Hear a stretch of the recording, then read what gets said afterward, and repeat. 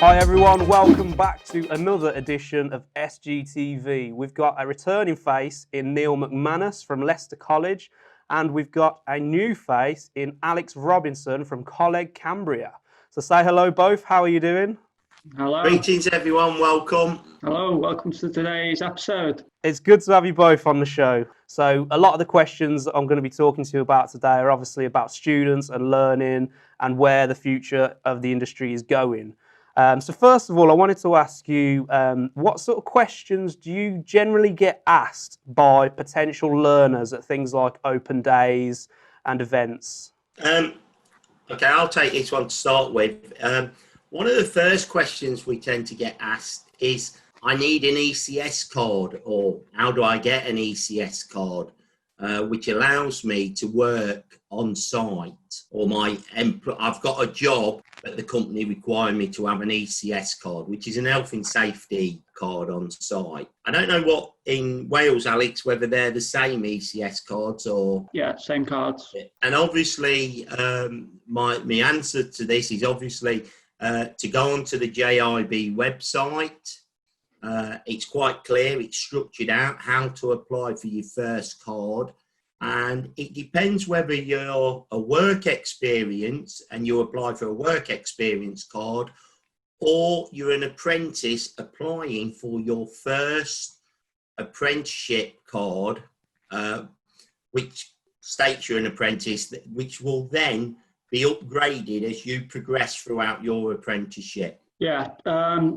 So common question we get is from learners who are maybe looking at a full-time program, who haven't been able to secure an apprenticeship, so they still want a route into the industry, so they come to explore the full-time option.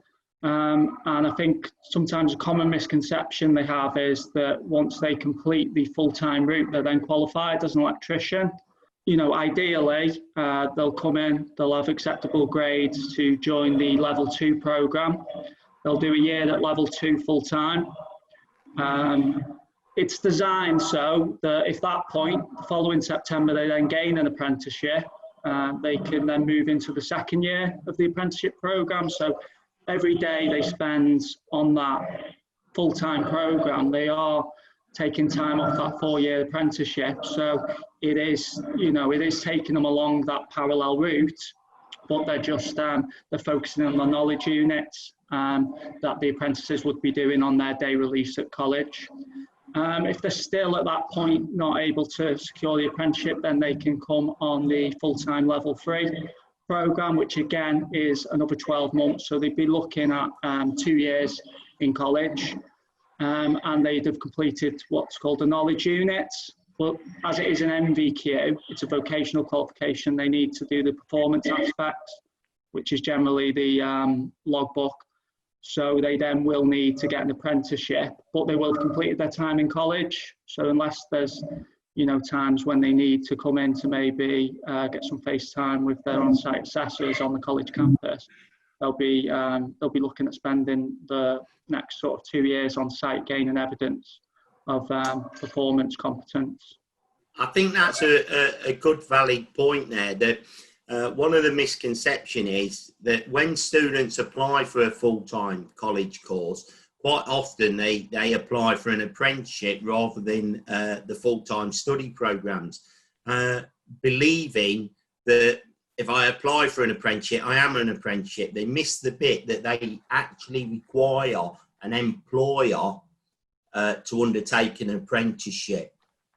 So I always direct them to the apprenticeship government website, where companies are advertising for apprentices. And quite often, if they've not got an apprenticeship, I encourage them to apply for a full-time study program they're in the right area, that we then can direct them to local employers who are looking for apprentices. Yeah, a good tool as well, I sort of recommend people looking for apprenticeships as well. It's not designed for this, but if you go on the likes of NAPIT's website or the NIC website, they have the Find a Contractor tool. And it's mainly designed for, customers and clients looking for an approved contractor in their area. But I mean, when I was looking for an apprenticeship, it was get the yellow pages out or go online. But, a lot of contractors, they may not have a website or, a big presence online. But if you go on the Find a Contractor tools, you tap in your postcode, that'll give you a list of sort of all the contractors in your area that are registered with the body.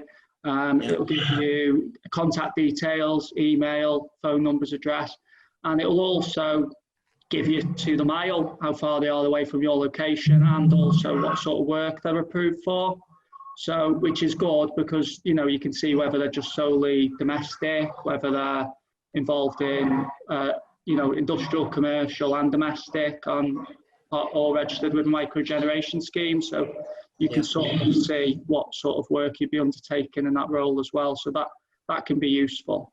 Obviously, regarding a study programme at a college, it is only the underpinning knowledge, and to become fully qualified, you must be with an employer and gain actual site experience. Do you guys find there's a steady stream of students looking to get into the industry, into learning and apprenticeships, or do you find it's coming up and down? Over the past 5-6 years, I can only speak for Leicester College, we've seen a big increase, whereby there's been a big growth in electrical apprentices. And also the full-time study programs. Each year there'll be over 120 new starts of young people wanting to get into the industry and gain an electrical apprenticeship. They're not all going to become electrical apprentices. And one of the big things is it's about a study program preparing individuals for work. And then they need to look at the wider section of an electrician and what that means today. There's an apprenticeship in electrical installation, there's fire, security, there's technical designs. It may lead them to go into HE, further education, and get, masters or in renewable energy. So there's an awful lot of different routes within the trade. It's not just about being an electrician.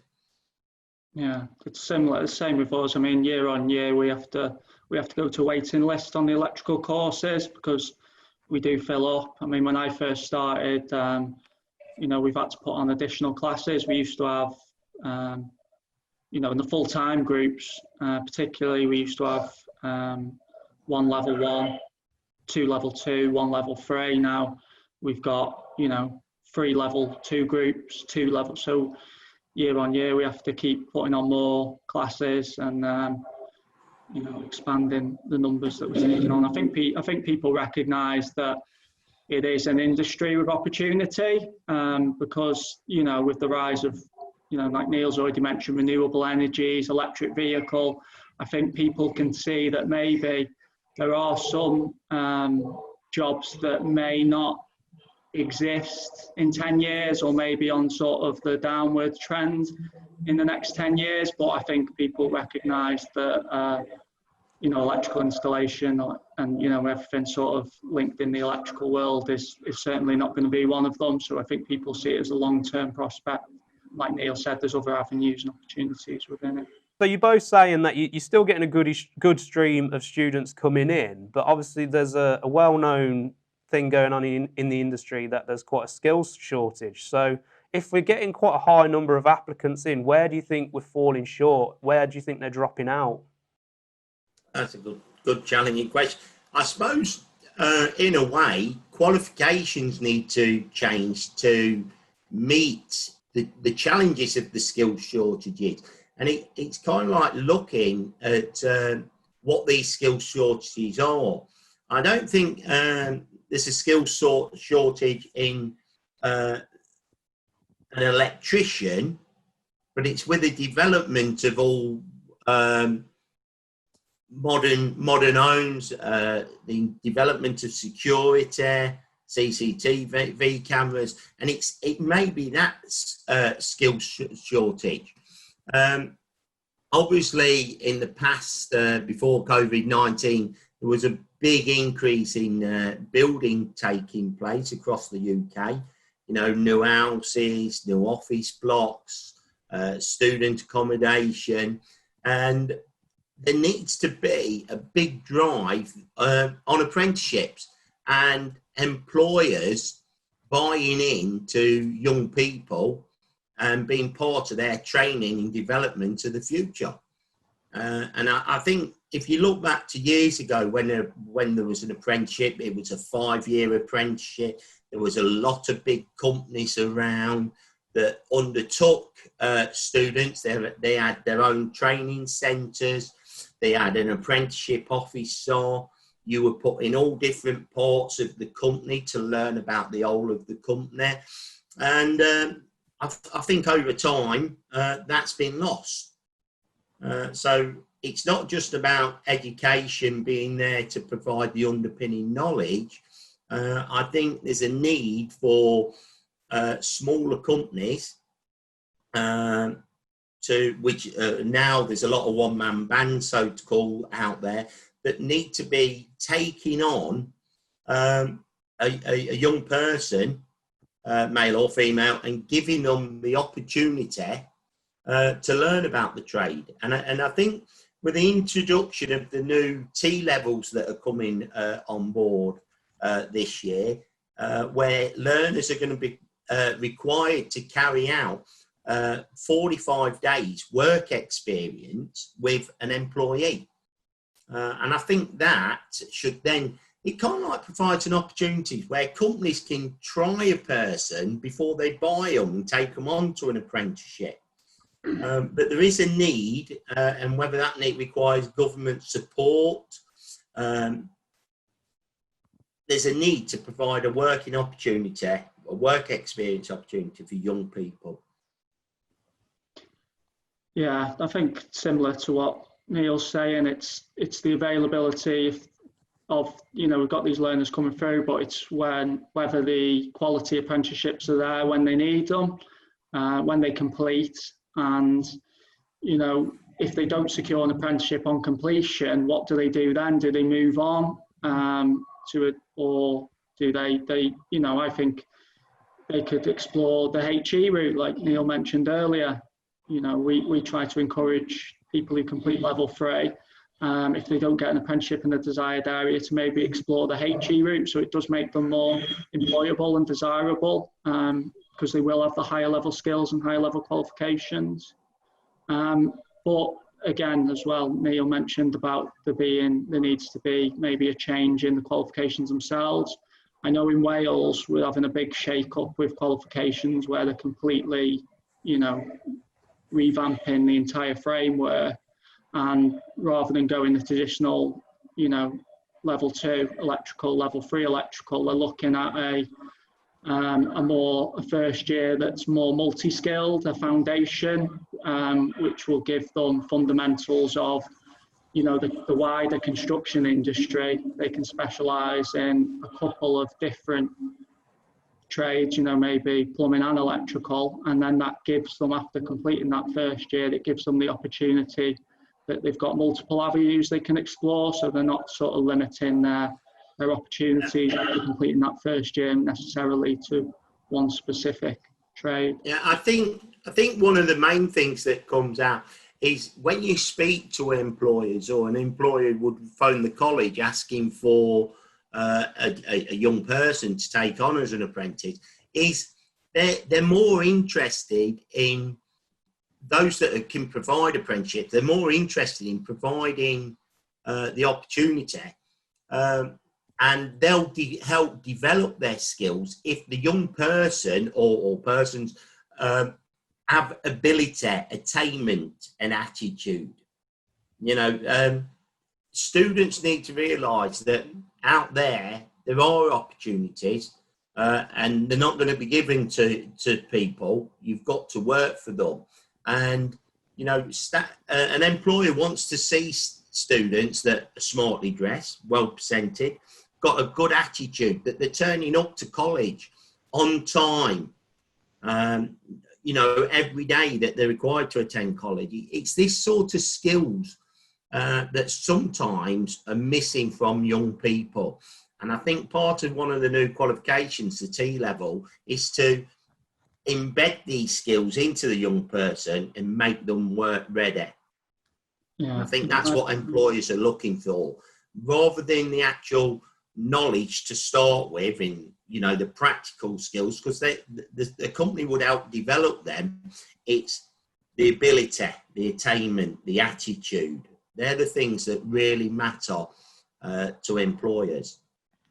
And they're the things that are harder to teach. You can upskill people, but it's difficult to change people's attitude to work. And I think employers, and we recognise that, you know, you may not be the best person in the class practically and knowledge-wise, but if you've got good knowledge and a good work ethic and a consistent, you know, approach to your studies, then we know that an employer can upskill you. And if we're going to put our name to you, then that's what they're going to want. And you've got to set yourself apart as well. I mean, learners got to remember that if they're coming straight from school, you know, similar grades, because they're coming onto the programme that's asked for a certain level of grade, similar experience, all studying on an electrical programme, you know, and if you're in a class of 15, or, you know, there's several classes of 15, at the end of the year, on paper, you're going to look very similar GCSEs, you're all going to have a level 2 in electrical. So you need to think, what can I do in this next 12 months that's going to set me apart from the rest of the cohort? And that's things like work experience, that's things like even part-time jobs. There's always transferable skills from any job. You know, getting involved with extracurricular activities in and around the college as well. And, you know, skills competitions, things like that, they're all things you can do over your 12 months in college to sort of separate you from the pack. And I think that's important.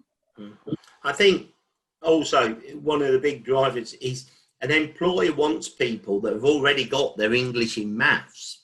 You know, an employer sees them as providing the opportunity to attend college to learn about electrical, but actually they want them already prepared with their English and maths, because without English and maths, they're not going to achieve their apprenticeship framework.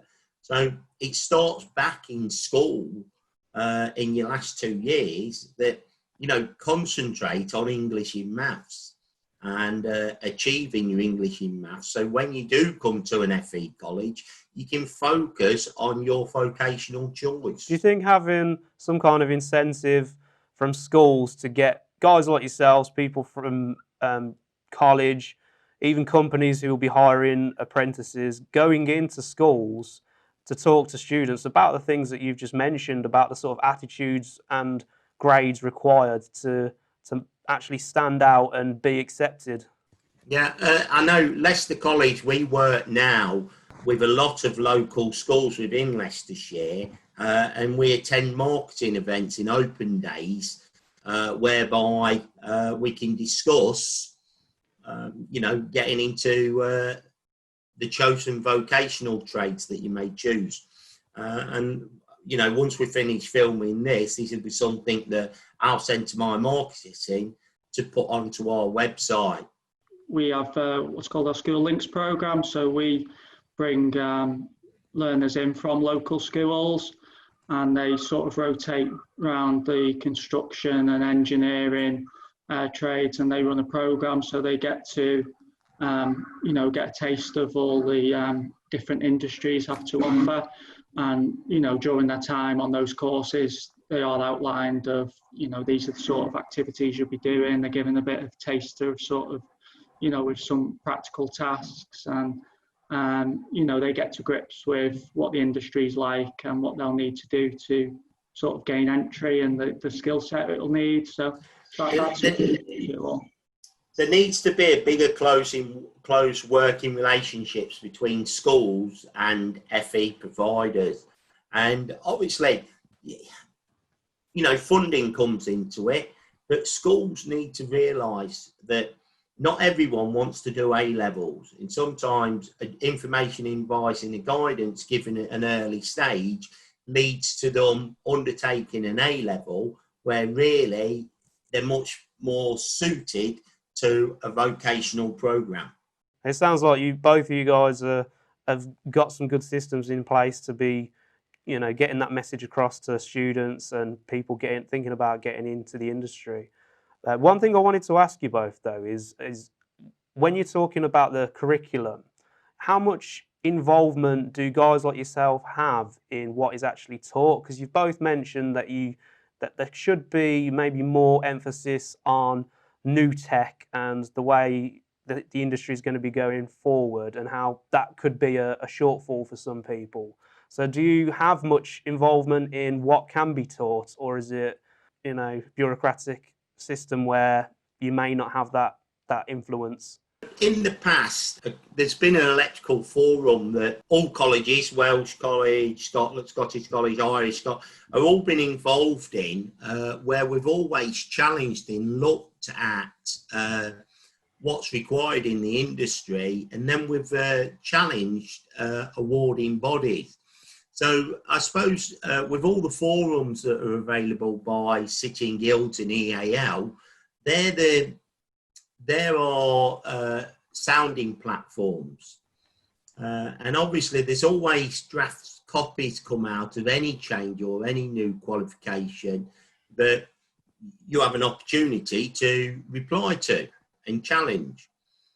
I think moving forward, to address the skill shortage that we spoke earlier about, is that there perhaps needs to be an electrical route, but then with different avenues attached to it that you could specialise in or undertake as separate courses. I mean, you've only got to look at the Scolmore group. It's fantastic. They've got security, ESP, security, lighting, CCTV cameras, door entry systems. You've got the lighting over your pot. There's design engineers required. There's lighting installers required in all the different lighting groups. And then you go on to looking at general, click range, sockets in that, without even start touching on the smart home. And the smart home's a specialist installation. Not every electrician can manage to do a specialist smart home. And so maybe you need the electrical background, the basic electrical understanding, which is an MVQ, but the government should encourage learners not to stop at level 3, but put on like a level 4 course or separate unit that specialise in that, whether it's the heating range and heating control engineer. I know with the new qualifications in Wales, EAL and City and Guilds, they're sort of designing them as a partnership, and they have been consulting with tutors at colleges across Wales. They have been consulting with experts from industry, so there has been a lot of consultation about what should be included, what there needs to be more of, what there needs to be less of in the new suite of construction and building services qualifications. And I know there's some colleagues at Coleg Cambria who are also helping contribute towards the development of the materials as well.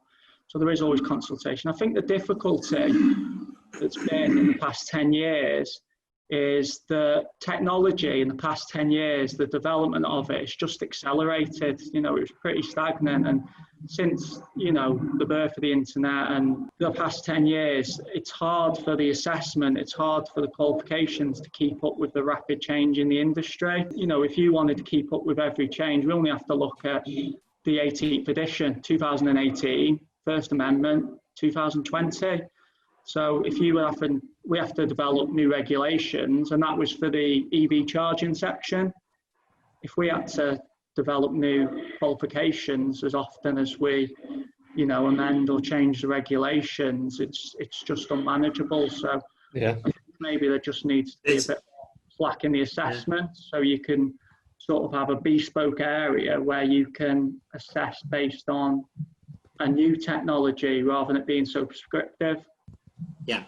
There's also a big difference in funding across the UK. Funding in Ireland, less than funding in the UK for apprenticeship.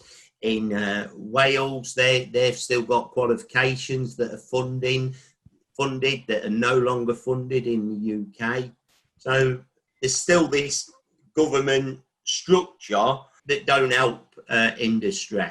Are the things you get asked from students that they wish they could learn in college? They obviously at Leicester College we're really privileged. We've employers like the Scolmore group that support us, and other providers, CK Tools and that. We're privileged, so we've obviously invested or trying to invest in new development in technology. So a student comes into Leicester College and they view what I'll call our smart centre with CCTV security, fire alarms in that. And when will I do that? When can I go and learn that? But there's only so many hours that the college are funded for. Had there been specialist units, they could be added on and further developed. We do try our hardest to incorporate new technology into the curriculum offer. I think the first sort of few months is always the difficult part because they just want to come in and get stuck in like we all would. But Neil, the first few weeks is induction, health and safety, and which obviously is a vital thing, but it's not necessarily the first thing they want to come in and be taught. But like Neil was saying, getting involved with the smart tech, you've got to get the fundamental basics before you can really get into the exciting stuff. So I think it's just about assuring students out there that we've got to get the fundamentals, get the health and safety, and then we really get into the stuff that they're really keen and interested to get involved with.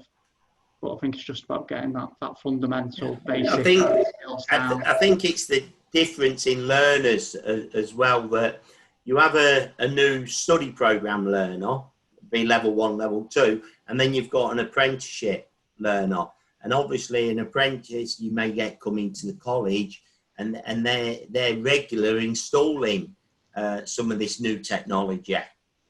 And so they're sharing it with a group, and that obviously opens up debates in conversations. Are there questions that you're often getting asked in class from students? So any potential students who might be watching this, it might just give them a little bit of a insight into what they're wanting to know.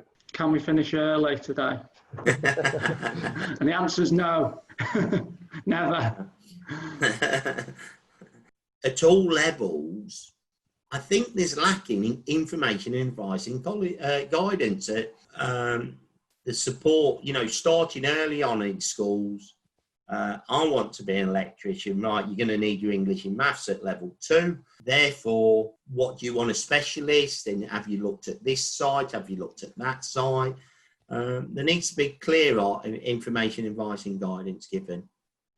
Hours of work, they all come in. I don't know about you, Alex, but every now and again you see an advert in the one of the press or on the news saying that electricians are the highest paid in the industry, and you can earn £150,000 a year, and I don't know where that figure comes from. Dabbing their brows with £50 notes and yeah, paid from the neck up. Guys, it's been an absolute pleasure having you both on the show. We've got more episodes that will be on SGTV featuring both of you, talking about questions in the industry. So there's plenty more to come. So again, thank you for coming on, and thank you for everyone for watching. So we hope you found this video useful, and if you do want to see more from us here at SGTV, then please make sure you like, subscribe and hit the notification button. That's all for today. We'll see you next time.